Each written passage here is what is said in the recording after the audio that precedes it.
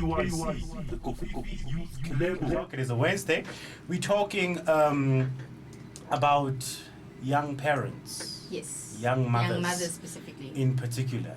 Young mothers who are left with the burden of raising their children on their own. Yeah.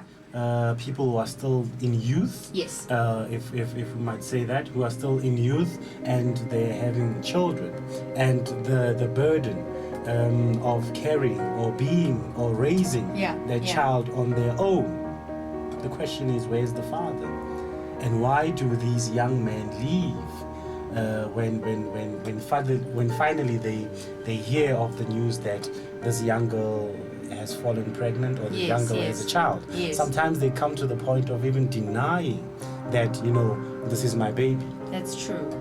Sad stuff, but this is what we're talking about. It's the realities of things that are happening in and around our communities, and we have to talk about these things. Yeah. In fact, I would say that a young girl, not even a woman, because by then there would be a little bit more understanding, a little bit more support. Right. But as a young girl, either during high school, you are asked to leave high school because you're pregnant.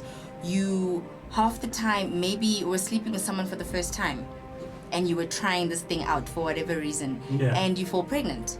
And I won't say, ignorance sometimes, but I don't think we're at a place where that's still key. People know now about condoms or contraception or whatever, but things happen. Yeah. So it happens. Yeah. I, for one, am a contraception baby. Yeah. My mom was on the pill and she had me, so these things happen. Yeah. Nothing's 100% secure. That's true. But the thing is now that hardship as the girl, you're at school, you're asked to leave, you're being laughed at. Let's say you're in matric, disaster, now you need to go home. Let's say you're from a family that's not very well off. They don't have the income to support you. So now you're one of those grant people. And maybe things were great, obviously, as you were saying, when you and the dad were busy doing stuff. Yeah. Now you're stuck.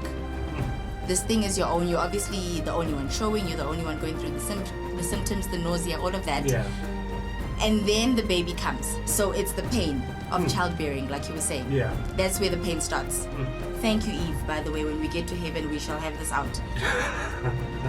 There's the pain of childbearing, the disgrace from the community, because it's rare that if you're a young mom, the community's like, well done, we're proud of you, this is a blessing, we're going to help you raise it. Hardly ever happens. You get shunned. So you've got that. You can't go out, you can't associate with your friends, you can't have the same conversations with your friends because life is now different. True. There's so many aspects. I think we'll need longer for this topic. Like, it's so big. Yeah. It's a pregnant topic.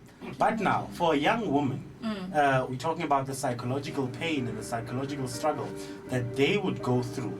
Yes, you talked about the community that would insult them. You talked about the change of friendships now. The conversation now becomes, a different thing. Yes. We cannot converse anymore about, maybe jolly things, night outs that we would talk about when we were just girls and girls, but now the conversation is different. We're talking about how many teaspoons of panado do we give them, and how many, what do you do when their first tooth or whatever it is growing. You talk, the language is now different. Very. So now, for that young woman, the struggle that is going in through their heads, and I'm asking you because I trust that you have the knowledge of it. Okay. Because you're a woman. I don't think you ever can have that choice, ever. I feel that as a young girl, because I'm talking maybe, there are girls that have kids as young as 9. Okay. So let's say from 9 to 19, 20 maybe. It's impossible for you to regain your old role in life.